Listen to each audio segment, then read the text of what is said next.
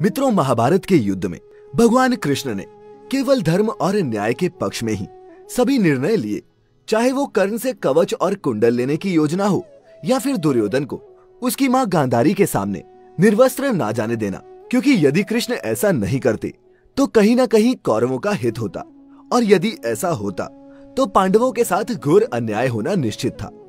पूरे युद्ध के समय भगवान कृष्ण ने सबसे महत्वपूर्ण भूमिका निभाई। परंतु मित्रों, पौराणिक समय के सबसे शक्तिशाली शस्त्रों में से एक सुदर्शन चक्र होने के बावजूद भी उन्होंने एक बार भी शस्त्र नहीं चलाए, क्योंकि वे जानते थे कि यदि सुदर्शन चक्र का प्रयोग किया गया तो विपक्ष का विनाश निश्चित है, और भगवान कृष्ण दोनों पक्षों को अवसर देना चाहते थे। सुदर्शन चक्र जिस पर भी चलाया जाता था वो उसका वध करके ही लौटता था। ये केवल मन में विचार करने से ही शत्रु पर प्रहार कर देता था और बिना वध किए वापस नहीं आता था। सुदर्शन चक्र का निर्माण किसने किया, इसके विषय में विभिन्न पुराणों में भिन्न भिन्न मत हैं। सुदर्शन चक्र को भगवान विष्णु की तर्जनी उंगली पर देखा जाता है।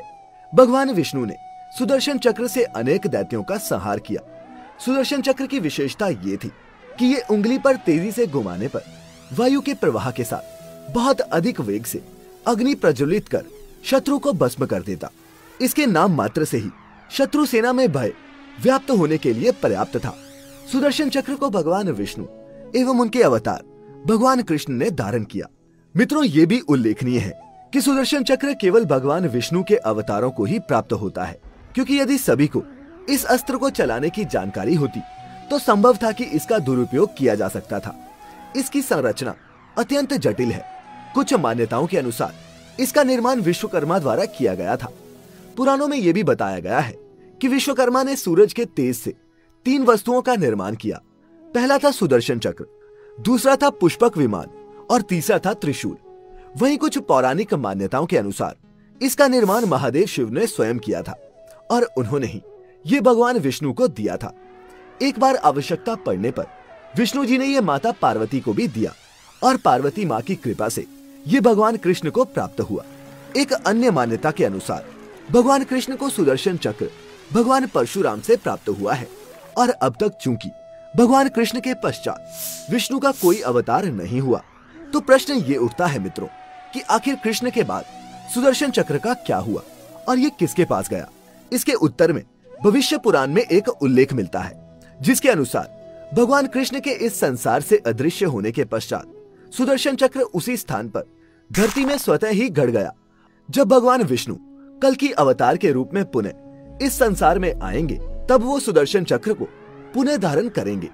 ऋग्वेद में भगवान विष्णु के सुदर्शन चक्र का तार्किक वर्णन दिया हुआ है, जिसके अनुसार सुदर्शन चक्र कोई भौतिक शस्त्र नहीं है, अपितु समय का चक्र है, और ये इतना शक्तिशाली है कि समय को भी बांध सकता है।